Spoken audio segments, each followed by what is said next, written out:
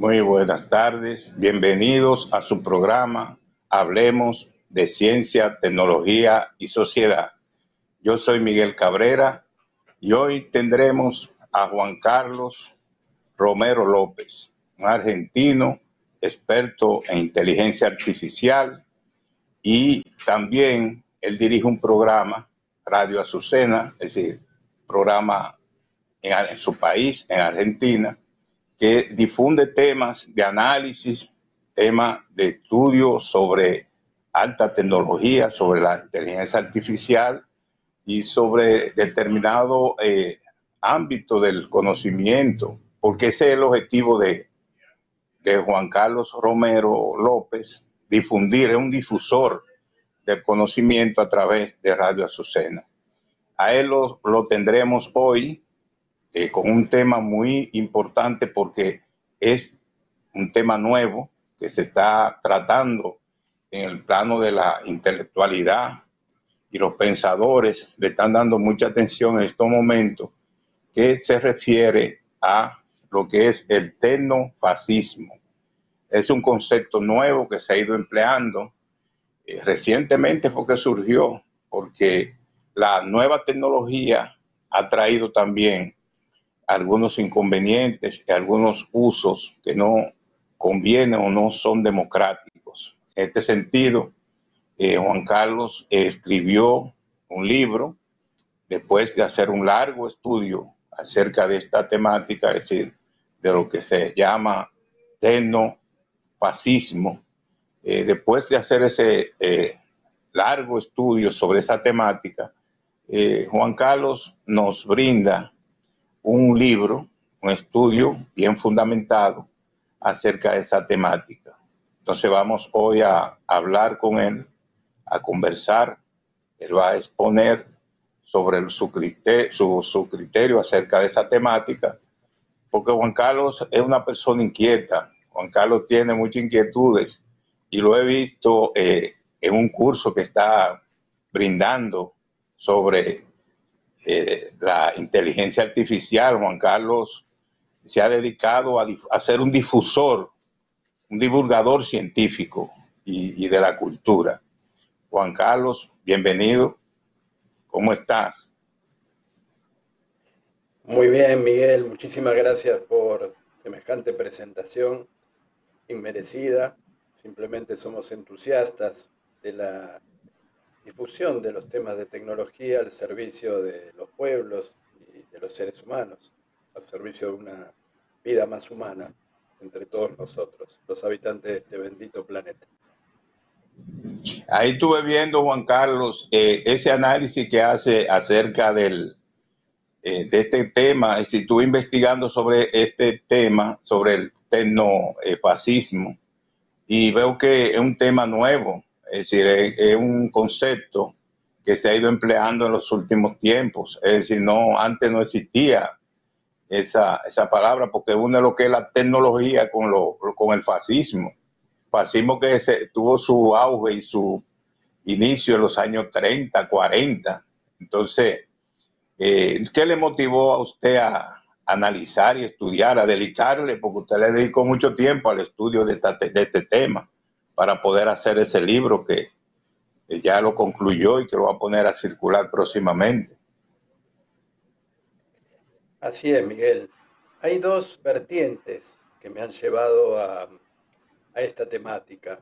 Una vertiente es la defensa de los derechos humanos.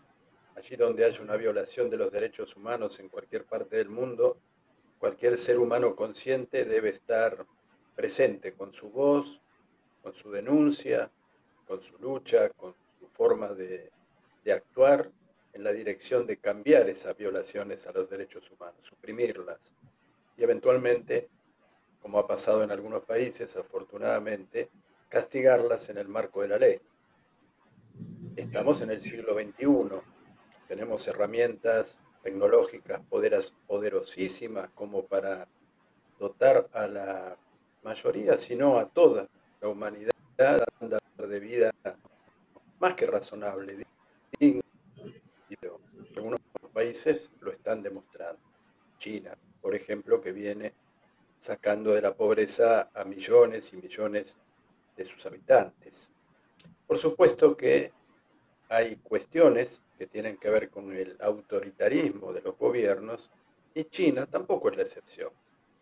Quiero decir que en algunos casos hay denuncias sobre algunas cuestiones que se podrían vincular a los temas que nos llevan al tecnofascismo, siempre y cuando tengamos en cuenta que hay un marco geopolítico y una guerra tecnológica y económica en ciernes que hace que cada país tome medidas de protección.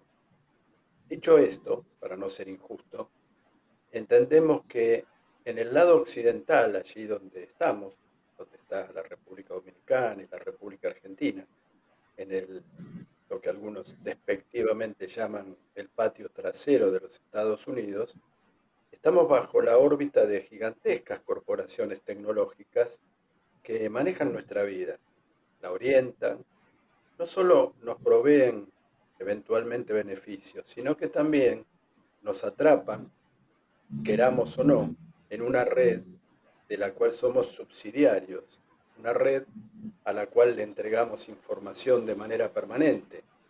Cada vez que nosotros hacemos una búsqueda en un buscador, hoy permíteme usar los nombres para que sea más clara la explicación, cada vez que hacemos una búsqueda en Google, por ejemplo, nosotros estamos indicándole a Google cuáles son nuestras curiosidades al menos, nuestras preferencias, nuestras inquietudes. Esa información ya de por sí es un factor de poder, porque cuando una corporación del tamaño de Google puede almacenar tus inquietudes, tus búsquedas, tus formas de relacionarte con el mundo, con quién te relacionas, a quién le envías un mail, los contenidos, por supuesto, esos mails, porque están en sus servidores. Y más allá de la privacidad que estas plataformas suelen vender como tal, los términos y condiciones de uso de estos servicios gratuitos en general, o de bajo costo generalmente, nos hacen pagar la entrega de nuestra privacidad y de gran parte de nuestra vida a entidades supranacionales, en general relacionadas con los gobiernos fuera de la región. Es decir, que ni siquiera nuestros gobiernos, el gobierno de la República Argentina o el gobierno de la República Dominicana o de cualquier otra en nuestra patria grande, salvo alguna honrosa excepción, tiene la capacidad de ponerse por encima regulando estos contenidos. Estamos hablando de empresas como la que mencioné, que tienen una facturación muy superior al PBI, al Producto Bruto Interno de muchos países. Quiere decir que su capacidad económica es tal que están en condiciones, no digo que lo hagan, digo que están en condiciones, y en algunos casos consta que lo han hecho, de comprar voluntades. Voluntades dentro de los gobiernos, voluntades dentro de los parlamentos.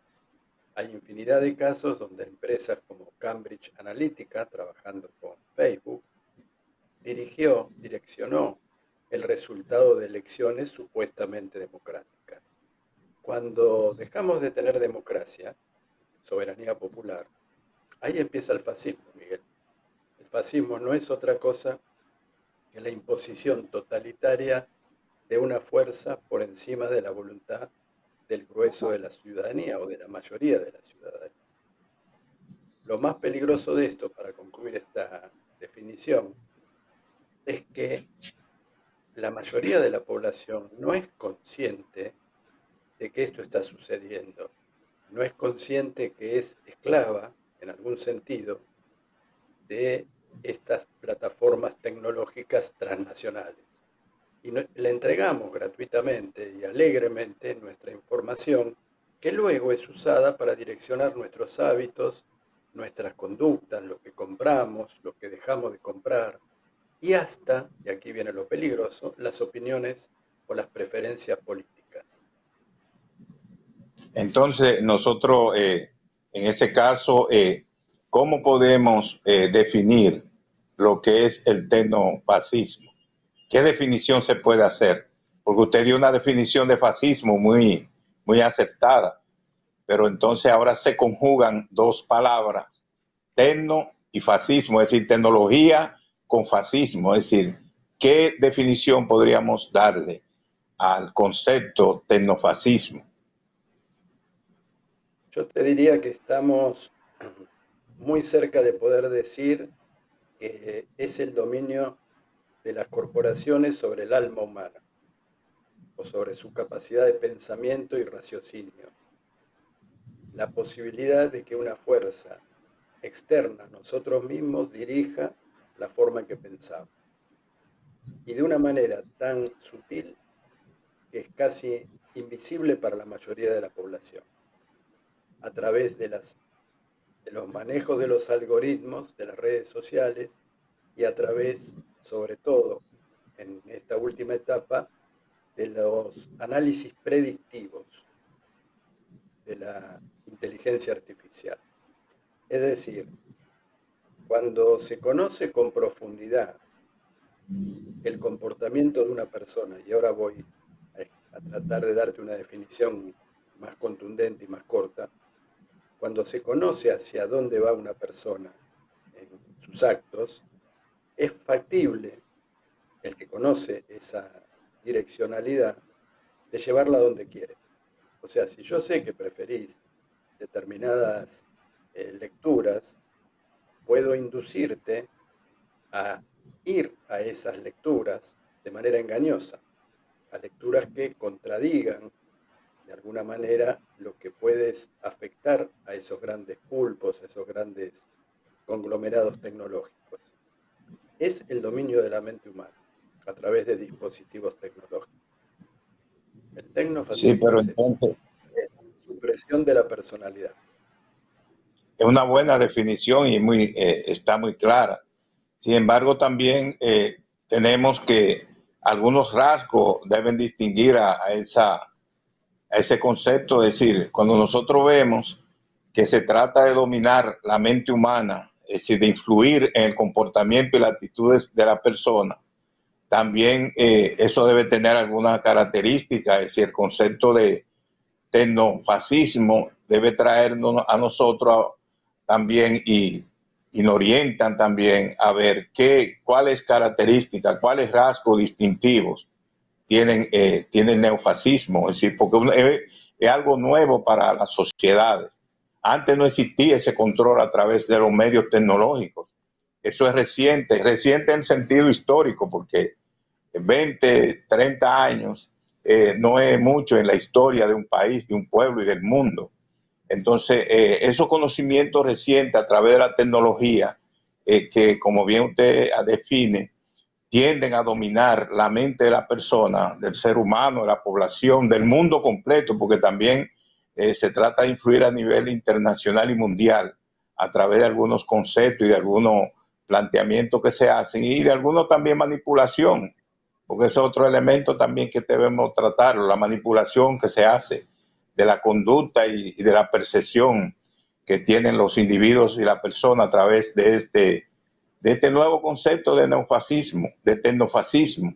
Entonces, ¿cuáles características nosotros vemos fundamentales que distinguen lo que es y podemos a través de esa característica decir que en tal fenómeno o en tal comportamiento, en tal actitud de una corporación, de un gobierno, se da esta tendencia, porque es una tendencia que hay sobre lo que es la actitud de los gobiernos y las corporaciones hacia el dominio de la mente y la actitud y la conducta y la acción de las personas. Entonces, ¿cuáles características podemos enumerar que distingan este nuevo concepto?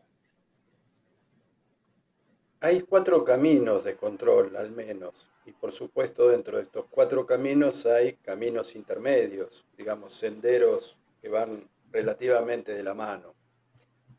Para ejemplificarlo de manera bien clara, el primero es la seducción, es decir, las redes sociales pueden, a través del conocimiento que nosotros mismos le proveemos de nuestra conducta, de nuestras preferencias, de lo que leemos, dejamos de leer, del tiempo que estamos viendo un video o el tiempo que estamos leyendo un archivo en PDF de determinada temática, te seducen la seducción, en general con fines comerciales. Es decir, venderte algo. Cuando saben que a ti te gusta la ropa de color claro o a mí de color oscura, van a tratar de poner publicidad que sintonice con tus gustos. Eso es una especie de seducción. Te seducen a través de tus gustos. Ahora bien, cuando un ser humano comienza a tratar de escapar de esas seducciones o de no caer preso de esas seducciones, es decir, de presentar algún grado de disidencia con lo que te presentan, es decir, desde apagar el teléfono celular a cambiar el dispositivo y salir de alguna red social porque te parece que te manipula más que otra, o tomar medidas de privacidad, tecnológicamente se puede hacer, empieza lo que sería el intento de manipulación, es decir, pasar a un grado que lejos de seducción es tratar de manipularte a través de técnicas de engaño. Si hablamos en términos políticos, Miguel, aquí caben las fake news, las famosas fake news, es decir, mentiras que se reproducen de manera continua, permanente y con mucha habilidad y segmentación, porque saben, personalizando el mensaje, a quién le va a resultar creíble determinada mentira. Y te la presentan de manera que a ti te la presentan de una manera, a mí de otra, a mi vecino de otra, a mi vecina de otra, de acuerdo a las preferencias que nosotros tenemos. Parte de esa seducción que hablamos al principio se traslada a una manipulación, que es cambiar o torcer tu forma de pensar respecto a algo. Y esto se ve claramente con las fake news, es decir, con las noticias. Supongamos un candidato presidencial de un determinado país que tiene buenas ideas, que tiene buena trayectoria, que tiene una conducta intachable y empieza a tener predicamento en la población. Y ese ciudadano, con posibilidades de crecimiento político y de llegar a los más altos niveles legislativos o ejecutivos, pasa a ser bombardeado por estas plataformas o por la complicidad entre gobiernos autoritarios y plataformas para destruir su reputación a través de fake news, a través de mentiras construidas sistemáticamente y tan bien diseñadas, como te decía, que se presentan de una manera que resulta convincente para aquel que las ve. De manera que no todos vamos a caer en esas fake news, pero un porcentaje de la población significativamente sí cae en creer lo que es falso a través de estas fake news. Tenemos infinidad de ejemplos, reputaciones que han sido destruidas, reputaciones que han sido ocultadas, es decir, personas con manejos perversos en el área política y que han sido ocultadas sus reales intenciones a partir de la construcción de una fake news, pero en este sentido de lavado de imagen o de imagen construida artificialmente para mostrar que es lo que no es. Aquí estamos ya en el área de la manipulación, nos están ya no seduciendo, no nos están invitando a que compremos un producto, nos están engañando para que dejemos de pensar en la dirección de conocer la verdad, sino la verdad que nos quieren imponer. Esto para algunos filósofos se llama la postverdad. Es tan efectivo, Miguel, tan eficiente, tan fuerte la capacidad de manipulación que se logra a través de los mecanismos de tecnología sofisticados que hay hoy en la humanidad, que estamos en la era de la posverdad. Estamos en una era donde incluso mucha gente sabe que lo que está viendo es falso, pero así todo lo cree. O actúa de acuerdo a la manipulación que esta, ahora te voy a dar un ejemplo muy reciente en Argentina, actúa en beneficio de la manipulación a la que está siendo sometido.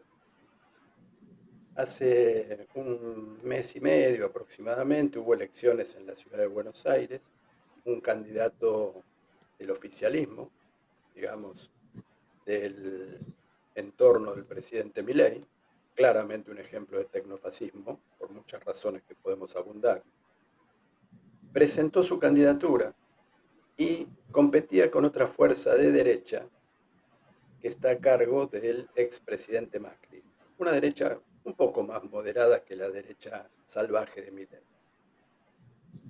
y un candidato progresista. Digamos que estaban los tres en la disputa por ese primer puesto.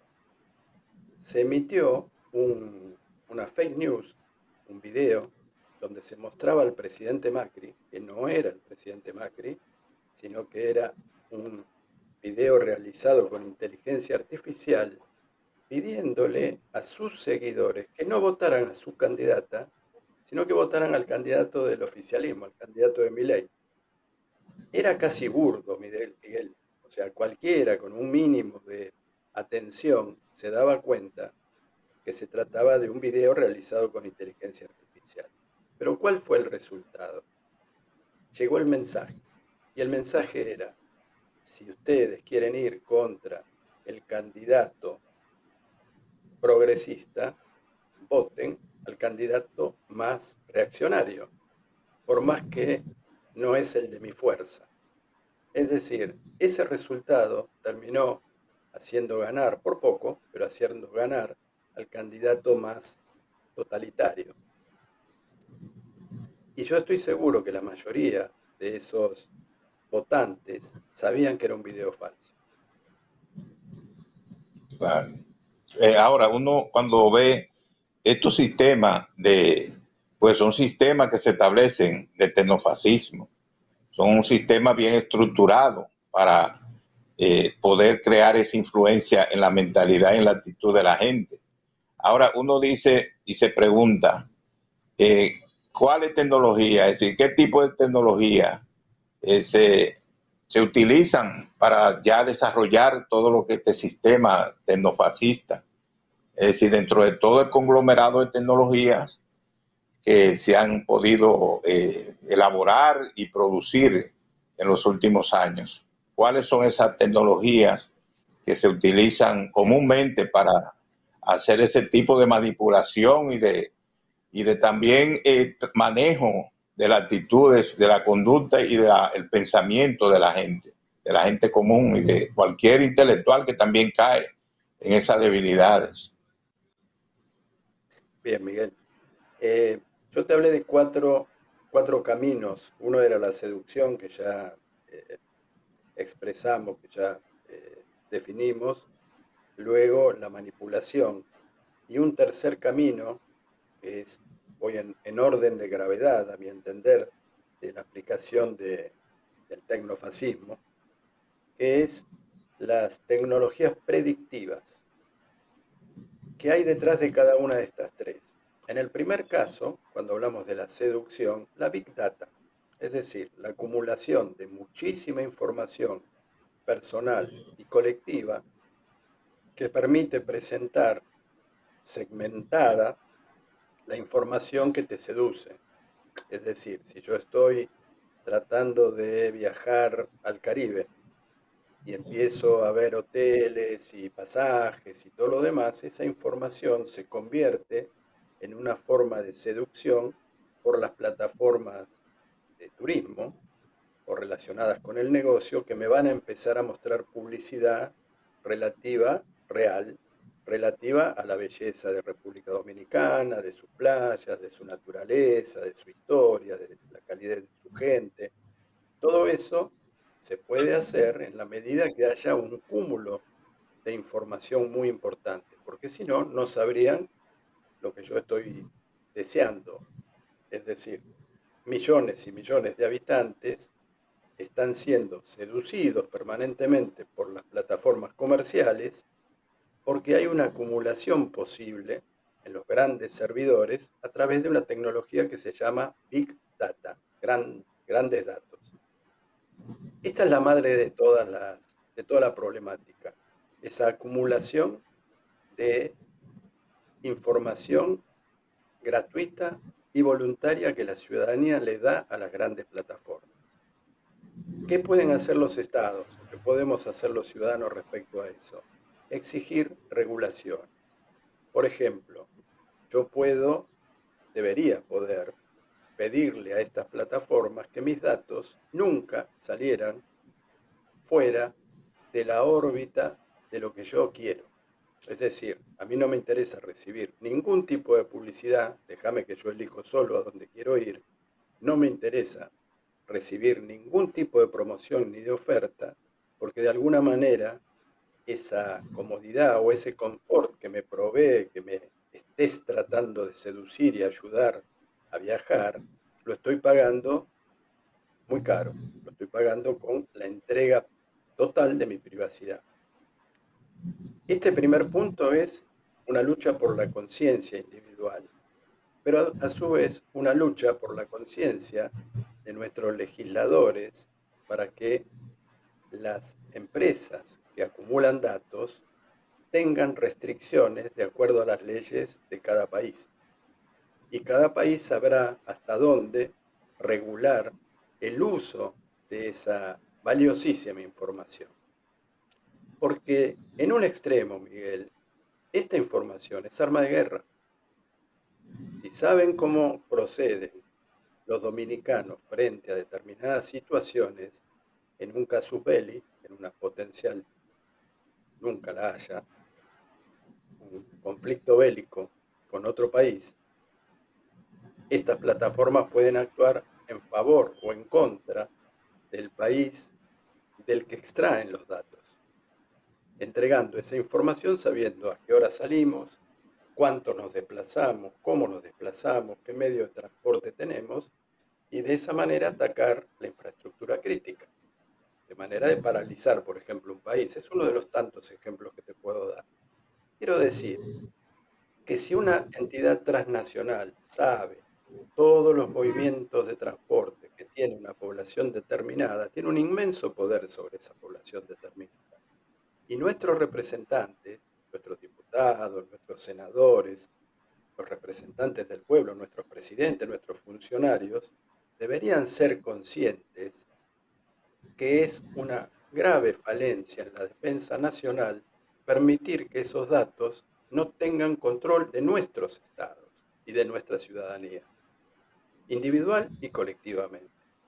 Es decir, partiendo de ahí, la Big Data permite tecnologías más perversas como las que te voy a seguir enumerando. Si sabemos cómo piensa una persona, podemos anticipar a través de tecnologías predictivas.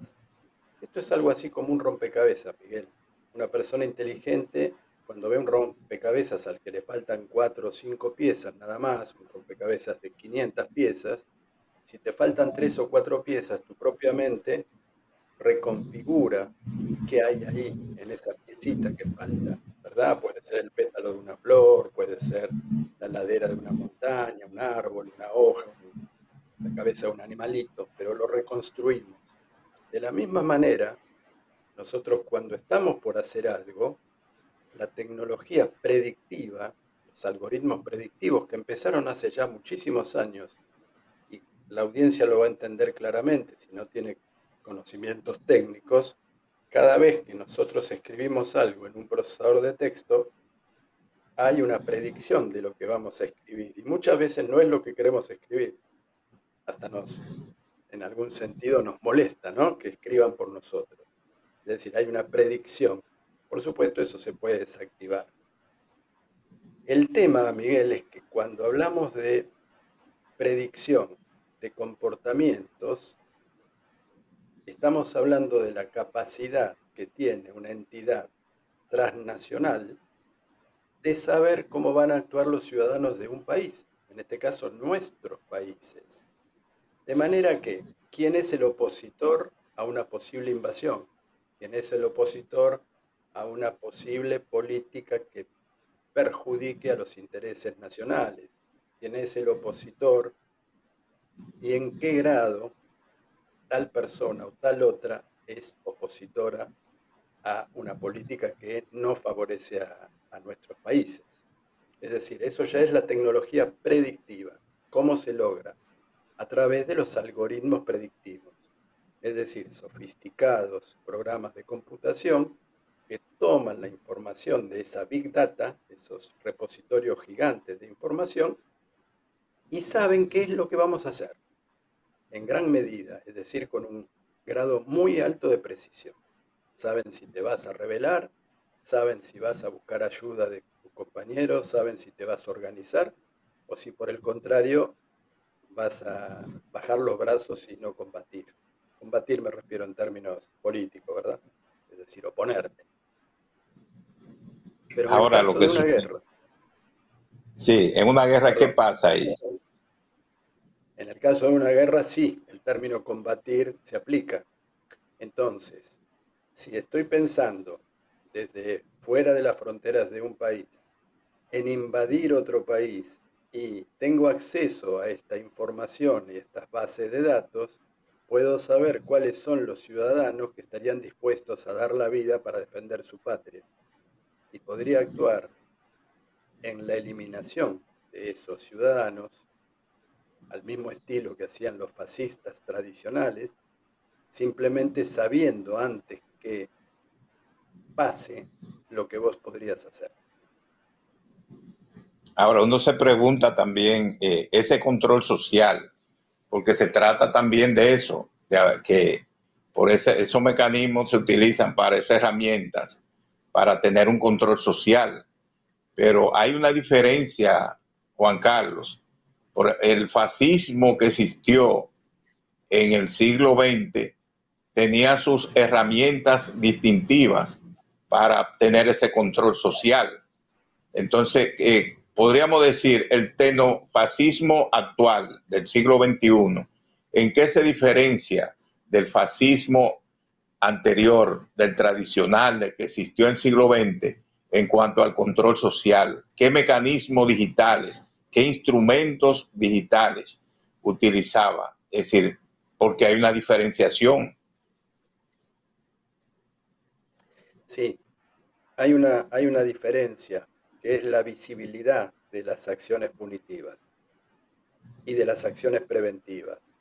Es decir, eh, por más que nosotros querramos mostrar un perfil que no es el nuestro en relación a la resistencia frente a una injusticia o frente a una invasión extranjera, por ejemplo, nos encontramos que en el fascismo, de alguna forma, en la medida que nuestra información no circulaba por las redes porque no existían, en la medida que las reuniones que hacían los revolucionarios se hacían en lugares cerrados y desconocidos, solo a través del espionaje o a través de la presencia física de alguien, de algún traidor, se podían conocer los movimientos de un movimiento de resistencia.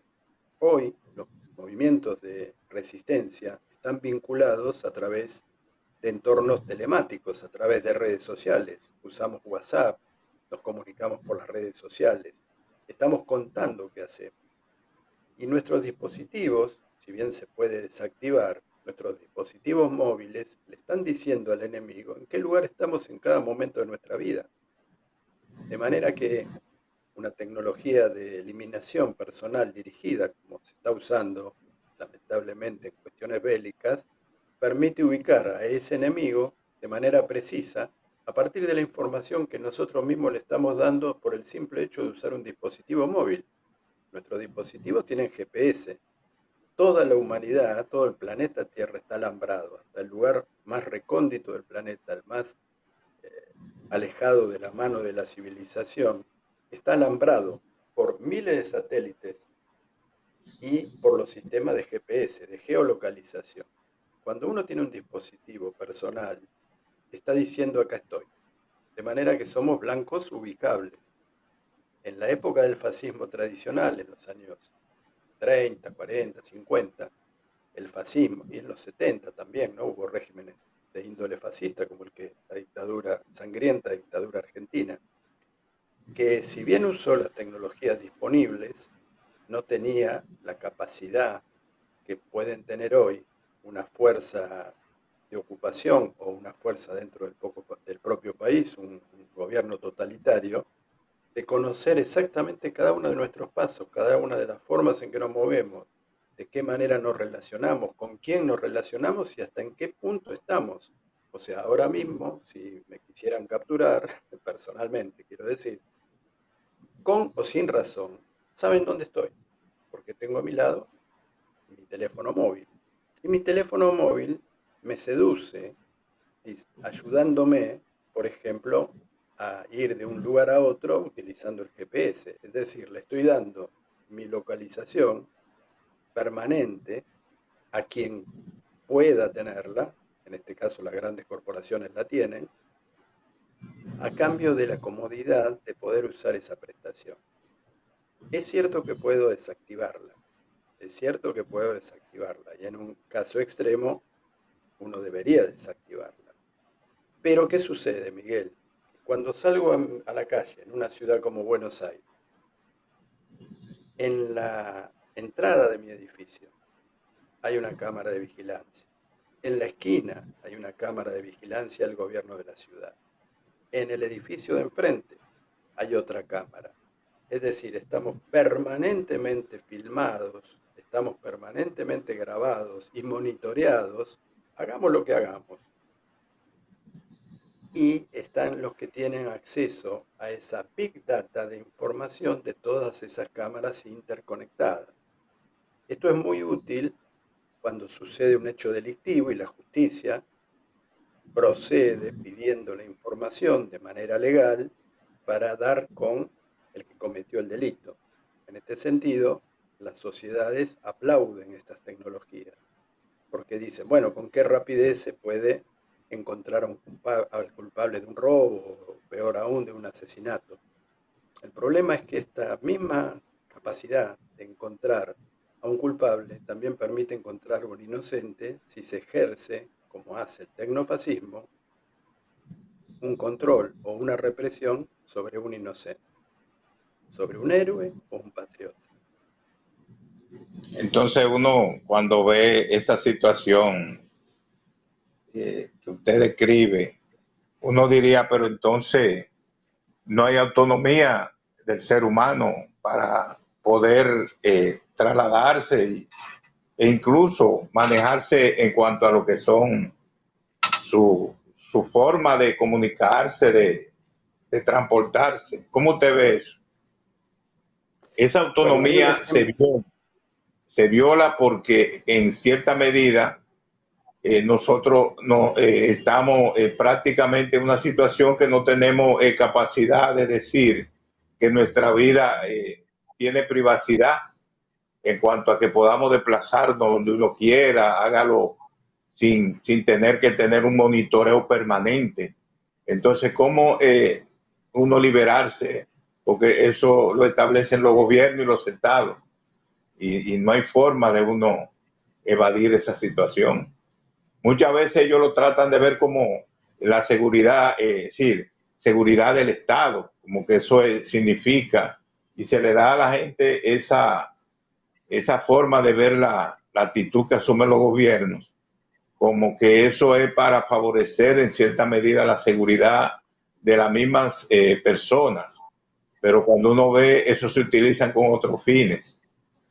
Aquí incluso hubo un problema con eso en el tránsito, que se trató de poner unos semáforos inteligentes, pero que tenían una cámara para vigilar, porque también hay ese mecanismo de que te captan con la placa, nosotros decimos placa, lo que se le pone a los carros para identificar los números, entonces a través de eso también te identifican y también te captan el rostro y todo eso, es decir, hay una serie de mecanismos que te mantienen controlado todo lo que uno hace, entonces la autonomía no existe, el ser humano se mantiene prisionero de esa vigilancia permanente que hay. ¿Cómo usted vería esa situación? Eso no es una violación a los derechos prácticamente de las personas.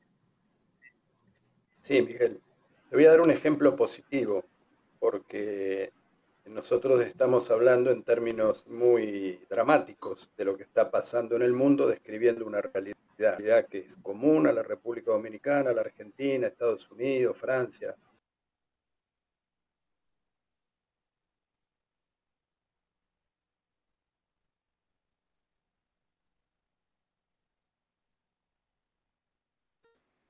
conexión. Pero estar protegido, sí, de las desventajas que puede generar girar hacia un tecnofascismo. Exacto. Nosotros trabajamos, hemos hecho algunas conferencias con el Observatorio del Derecho Informático Argentino, que está a cargo de un abogado muy joven, un chico de unos 30 y pico de años, un genio, el doctor Tomás Pomar, que le ha ganado juicios a la Ciudad Autónoma de Buenos Aires. Estamos hablando que la Ciudad Autónoma de Buenos Aires tiene el Producto Bruto Interno de Bélgica, por ejemplo.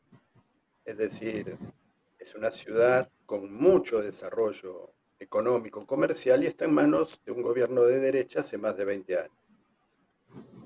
Es decir, que se opuso a un conglomerado con vertientes autoritarias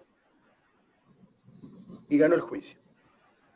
El juicio tenía que ver con el reconocimiento facial, el uso de las cámaras de reconocimiento facial fuera del ámbito de la justicia. Lo voy a poner claro. Que haya reconocimiento facial a pedido de la justicia para resolver un crimen es algo que uno no solo debería aprobar, sino que debería fomentar. Es decir, una tecnología que sirve para prevenir un delito o incluso castigar un delito que se cometió. Cuando hay intervención con garantías constitucionales para los que son vigilados. Porque si no, estamos en el tecnofascismo. Estamos en el simple hecho de que conocen absolutamente todos los movimientos que hacemos y todos los lugares a donde vamos, sin que nosotros demos permiso para que eso suceda. Nuestra privacidad ha muerto. Este juicio hizo retrotraer algunas reglamentaciones del gobierno de la Ciudad de Buenos Aires gracias a la acción del Observatorio del Derecho Informático de la Argentina, que, como te digo, está a cargo de unos abogados jóvenes y muy conocedores de este tema.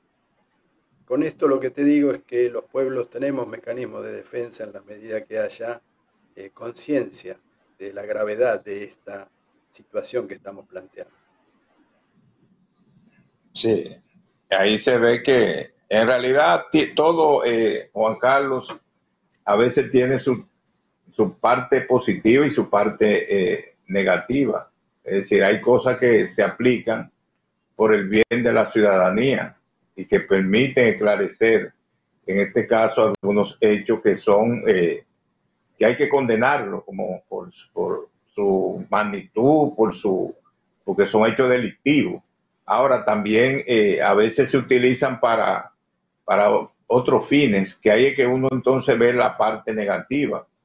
¿Y qué podemos esperar entonces, Juan Carlos, de cuál es su conclusión de esta situación, de toda esta tecnología, cómo se está utilizando? Es decir, ¿qué podemos esperar que este siglo XXI pueda darnos en este caso? Porque lo que se critica, Juan Carlos, es el problema de que con ese tecnofascismo se trata también de romper lo que son las conquistas democráticas que se han logrado. Es decir, se han logrado conquistas democráticas y esa conquista a veces se va eliminando a través de este tecnofascismo, que lo que hace es también que implementa situaciones difíciles y que van en contra de la población y de los trabajadores y de los sectores progresistas, porque se hacen es para mantener un gobierno, para mantener una autoridad por encima, que no significa autoridad, sino autoritarismo.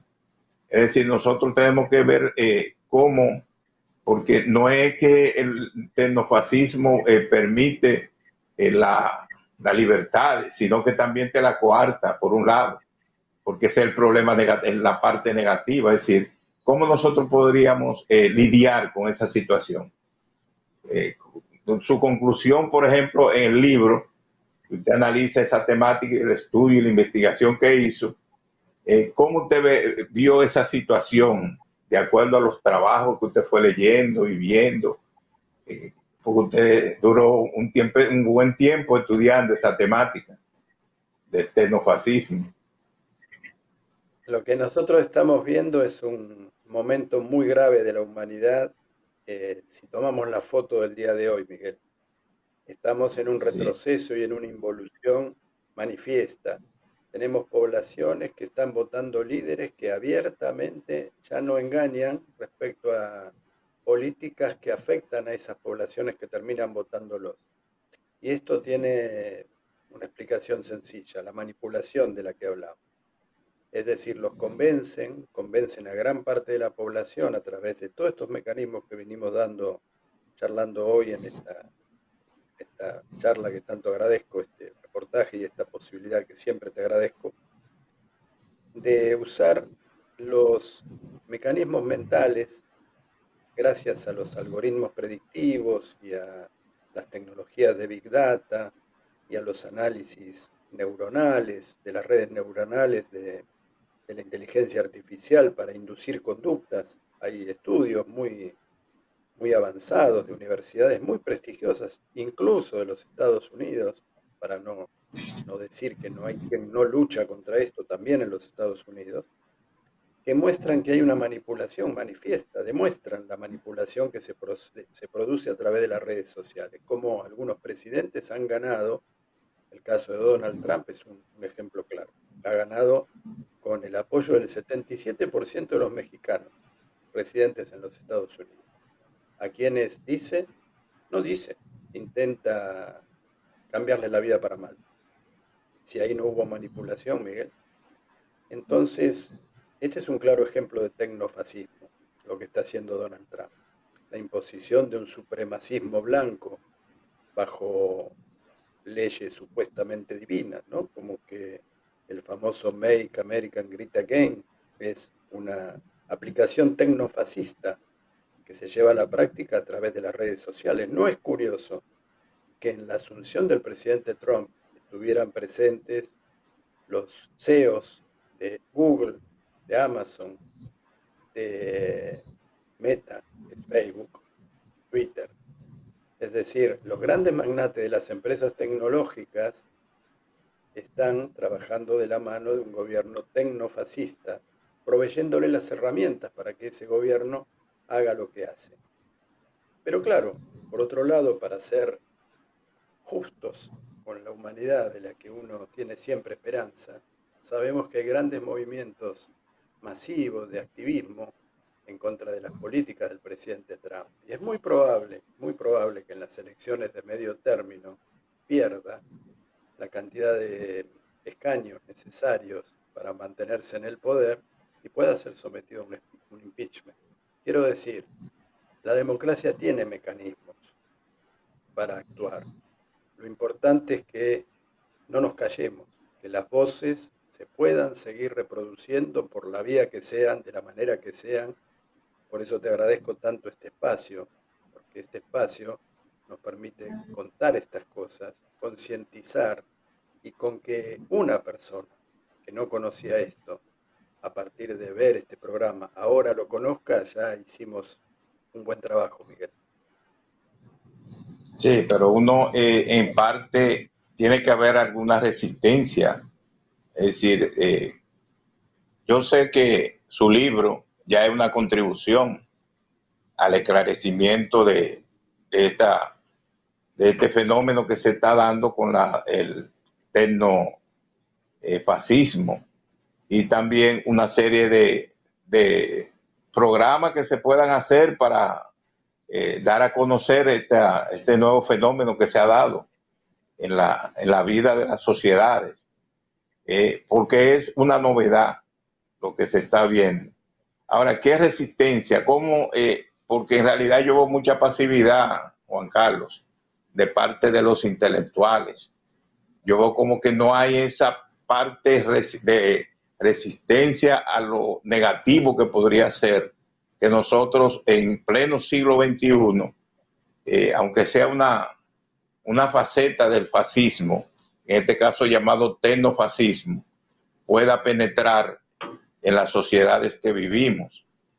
Es decir, nosotros hemos rebasado y Argentina fue parte de eso. Una temporada muy fuerte de fascismo en la década de los 80 y los 70. Entonces, cuando uno ve que eso se está tratando ahora de conculcar, es decir, violentar todo lo que son las libertades democráticas, porque en realidad si se le violentan a la población la posibilidad de conocer la realidad, se le está violentando un derecho, una parte de su libertad. Entonces, cuando uno ve esa situación, uno dice, pero alguna resistencia debemos de hacer. Por eso cuando vi su libro, vi la portada de su libro y dije, bueno, pero este es un tema importante que nosotros debemos dar a conocer, porque es que alguna resistencia, alguna posibilidad de nosotros denunciar y plantear esta problemática debe darse. Y me parece que ese es el objetivo de usted escribir ese libro. Eso fue lo que usted lo motivó también a escribir sobre esta temática. No sé qué usted opinaría sobre la resistencia. ¿Qué podemos hacer? Por aquí se plantea, Juan Carlos, ¿qué hacer ante esta situación? ¿Cómo nosotros manejarla? Los dos últimos capítulos del libro hablan de herramientas de resistencia. Yo te voy a mencionar algunas aquí en este programa. La unión de la intelectualidad, el debate en las universidades, el llevar a las fuerzas progresistas este mensaje de manera sistemática, contundente y con mucha paciencia. Uno de los problemas que estamos teniendo en las fuerzas progresistas en el mundo, Miguel, es que usan tecnologías para comunicarse, para dar a conocer sus ideas, para expresarse, tecnologías que no están de acuerdo con la dinámica de la época. Y curiosamente, las fuerzas retrógradas, las fuerzas de la reacción, las fuerzas fascistas, están usando las tecnologías con mucha precisión. Te voy a dar un ejemplo de hoy mismo. Todos los años se hace una gran fiesta a cargo de la Sociedad Rural Argentina. La Sociedad Rural Argentina son los terratenientes de la Argentina, los dueños de la Argentina, los dueños de los campos. La versión más retrógrada del capitalismo explotador que somete a la Argentina desde hace 200 años. El presidente de la Sociedad Rural Argentina hoy, con presencia del presidente Milei, empleado de esa sociedad también, y de esos personajes, habló de inteligencia artificial. Habló de inteligencia artificial. Y habló de inteligencia artificial diciendo que mientras la inteligencia artificial crece en el mundo, en Argentina todavía había niños con hambre, hambre que ellos mismos provocan. Hambre que ellos mismos provocan porque hay sobrados casos de trabajo infantil y explotación infantil en los campos de estos señores.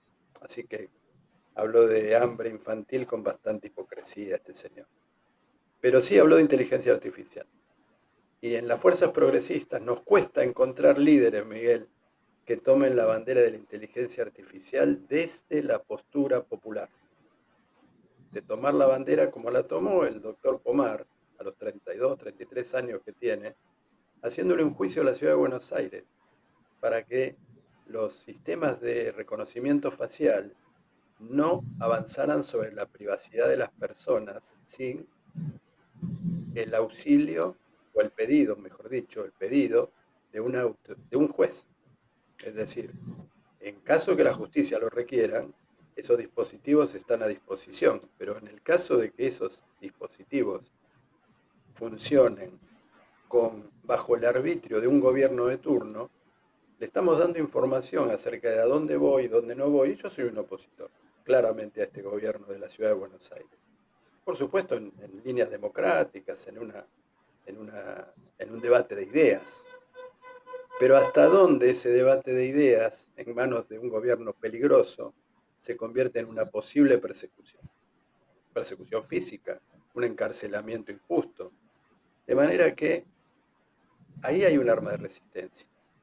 Y se logró a partir no solo de una voluntad como la del doctor Pomar, sino a través de la constitución de un observatorio que depende de la Universidad de Buenos Aires, que se llama ODIA, Observatorio del Derecho Informático Argentino.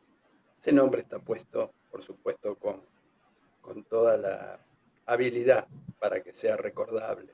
Y porque además, en gran medida, los sistemas con los que dominan a la población son los famosos discursos del odio, que trabajan demonizando a líderes populares mediante esos discursos del odio que tanto proliferan en las redes sociales, que es otra de las tecnologías que utilizan para controlarnos, el discurso del odio. Juan Carlos,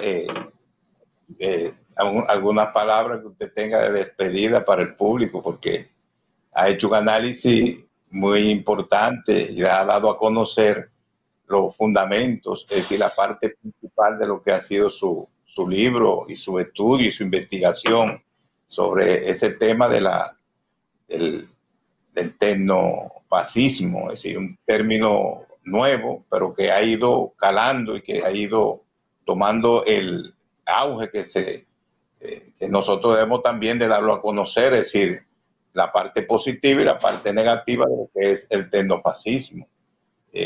Una palabra de despedida para el público. Bueno, mi despedida, por supuesto, es con el mayor de los cariños, el mayor de los respetos a ese hermoso país que es la República Dominicana, donde tengo hasta familiares.